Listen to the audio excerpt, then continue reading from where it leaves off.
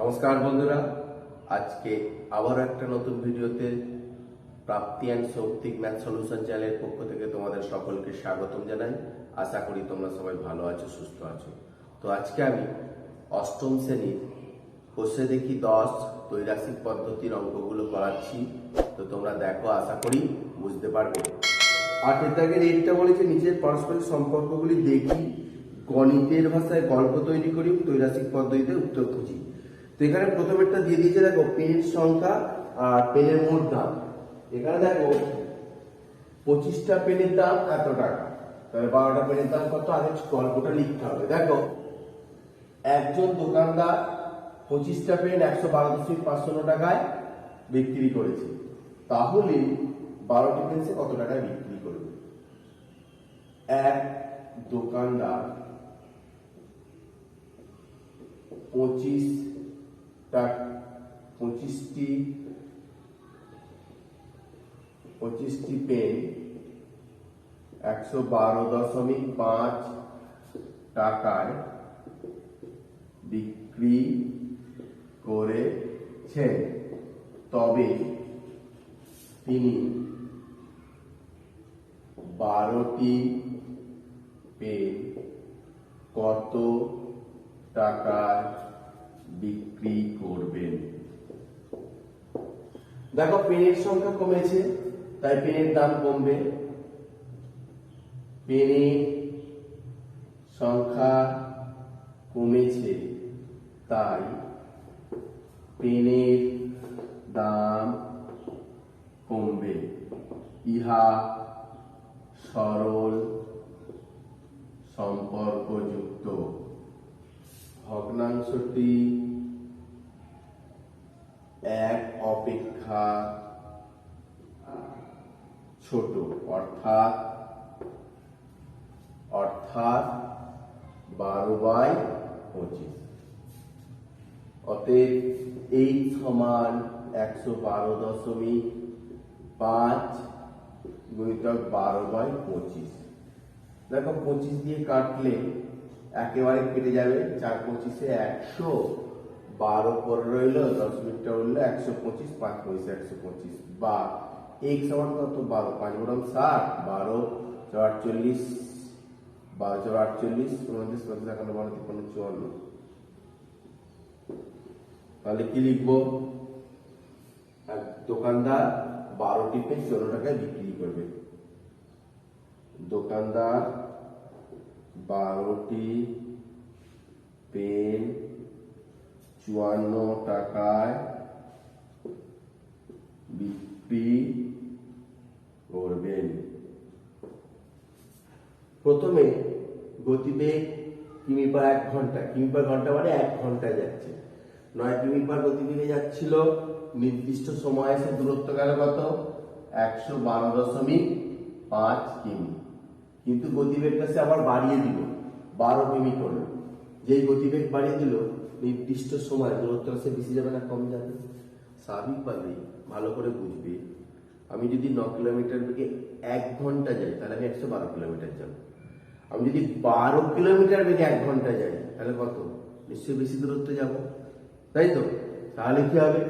এখানে গতিবেগ বেড়ে গেছে মানে দূরত্ব বাড়বে। আর এখানে তাহলে কি ছকটা লিখবো? কোন ব্যক্তি সাইকেলে করে 9 কিমি পার ঘন্টা বেগে নির্দিষ্ট সময়ে এত কিমি দূরত্ব গেলে 12 কিমি পার ঘন্টা বেগে নির্দিষ্ট সময় কত দূরত্ব পথ যাবে? এক ব্যক্তি সাইকেলে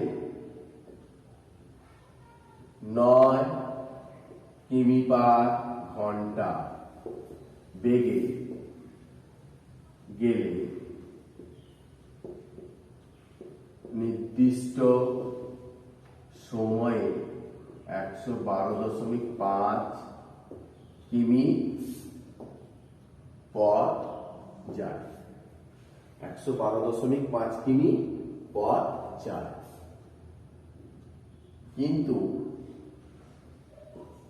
12 কিমি পার ঘন্টা বেগে গেলে ওই নির্দিষ্ট সময়ে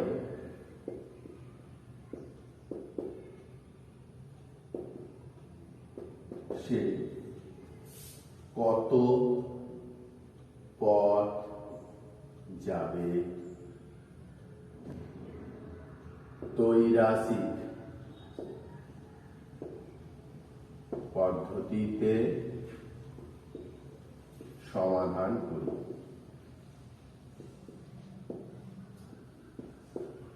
গতিবেগ যখনই বাড়বে দূরত্ব বাড়বে, নির্দিষ্ট সময়ে দূরত্বটা বাড়লে কি হবে, চাল দূরত্ব বেশি হবে। তাহলে দেখো এখানে গতিবেগ বেড়েছে তাই দূরত্ব বাড়বে, ইহা সরল সম্পর্ক যুক্ত।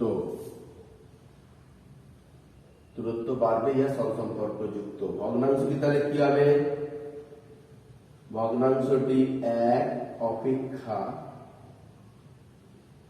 বড় হবে, অর্থাৎ 12/9। অতএব x সমান 112.5 ইন্টু 12/9। দেখো এটা কাটাকাটি যায় কিনা, 9 কে 9, 3 32, 3 27, 5 যাবে না। তাহলে কি করবো, দেখো এটা এদের গুণ করবো, 5 × 60, 12 × 24, 6 30, 12 কে 12, 3 15, 12 কে 12, 13, একটার আগে দশমিক বাই 9 বা x সমান, ও মিলে যাবে তো এটা 9 দিয়ে 9 কে 9, 10 45, 5 9 45, 16। তাহলে 12 কিমি পার ঘন্টা বেগে গেলে 150 কিমি পথ যাবে। পাম্প সংখ্যা 6টা ছিল, 31.2 বিঘা জমি চাষ করছিল। পাম্পের সংখ্যা 13টা হয়ে গেছে, তাহলে কি হবে, জমির পরিমাণও বেড়ে যাবে। তাহলে এখানে দেখো 6টি পাম্প 31.2 বিঘা জমি জলসেচ করতে পারলে তার টোটাল কত বিঘা জমি জলসেচ করবে। 6টি পাম্প 31.2 বিঘা জমি জল সেচ করতে পারলে 13টি পাম্প কত বিঘা জমি জল সেচ করতে পারবে। পাম্প সংখ্যা বেড়ে গেছে, সেচের জমির পরিমাণও বাড়বে, এটা সরল সম্পর্ক যুক্ত। ভগ্নাংশটি এক অপেক্ষা বড়। দেখো পাম্প সংখ্যা বেড়েছে তাই সেচের জমি পরিমাণ বাড়বে, ইহা সরল সম্পর্ক যুক্ত। ইহা সরল সম্পর্ক যুক্ত। ভগ্নাংশটি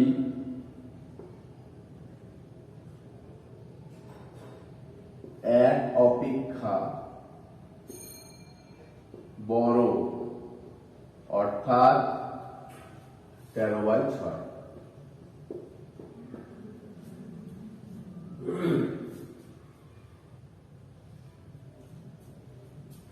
অতএব x সমান 31.2 ইন্টু 13/6 কত হবে, দেখো দেখো 6 দিয়ে কাটলে 5 6 30 এর 0 30 1 31 12 6 গুণে 12, তাহলে এটা 13 দিয়ে গুণ করে 13 গুণে 26, 5 তার হয়েছে 67, একটার আগে দশমিক।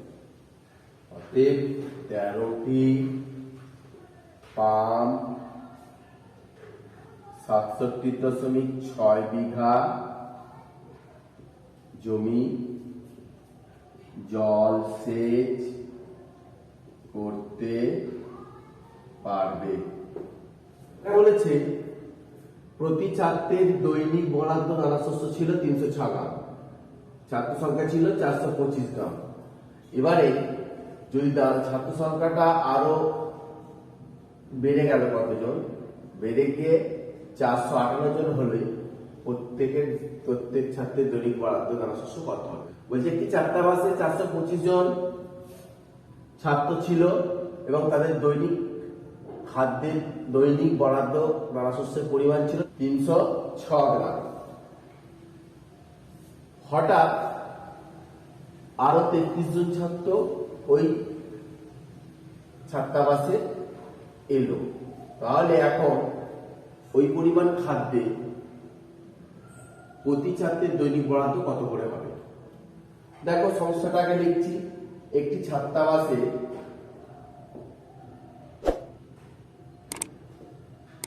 একটি ছাত্রাবাসে 425 জন ছাত্রের নির্দিষ্ট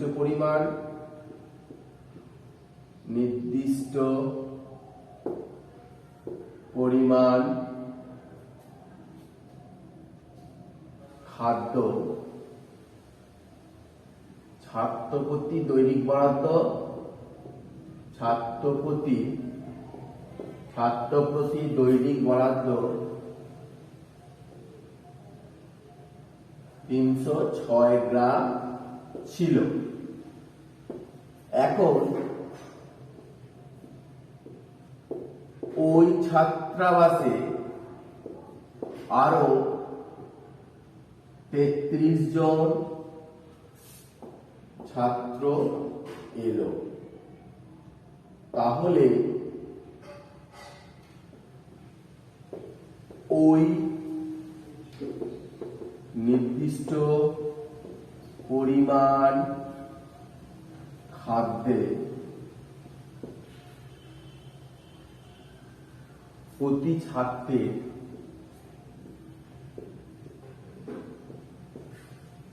দৈনিক বরাদ্দ কত গ্রাম হবে? ছাত্র সংখ্যা বাড়লে দৈনিক বরাদ্দের পরিমাণ কমবে। ছাত্র সংখ্যা বেড়েছে, তাই দৈনিক বরাদ্দের পরিমাণ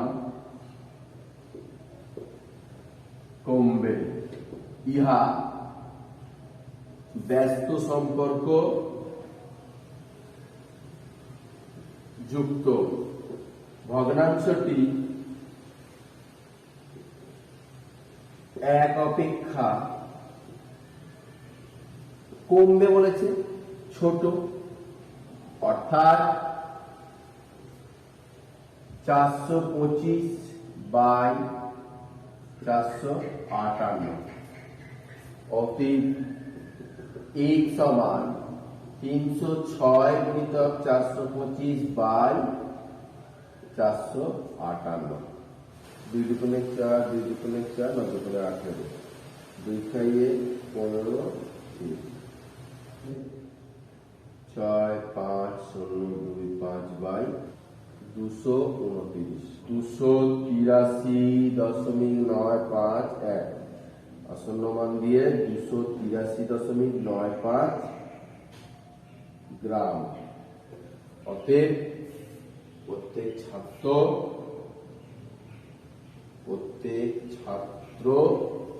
283.95 গ্রাম খাদ্য পাবে।